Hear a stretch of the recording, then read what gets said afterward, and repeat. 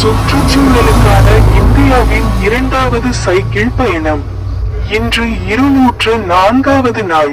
நான் தற்போது தமிழ்நாட்டில் இருக்கிறேன். ராமேஸ்வரம் நோக்கி நகர்கிறேன்.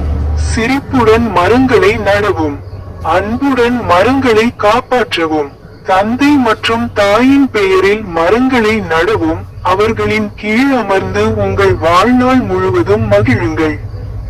அப்பாவும் அம்மாவும் 60, 70 கீழ் 80 ஆண்டுகள் அல்ல. ஆனால் மரங்கள் மூலம் நீங்கள் 400 கீழ் 500 ஆண்டுகள் பூமியில் வாழ்வீர்கள். இந்த விஷயத்தில் நம் குழந்தைகளையும் ஊக்குவிப்போம்.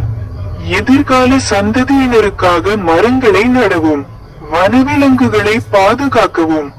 ஒருமுறை மட்டுமே பயன்படுத்தக்கூடிய பிளாஸ்டிக்கை பயன்படுத்த வேண்டாம். தண்ணீரை சேமிக்கவும், தண்ணீரை வீணாக்காதீர்கள்.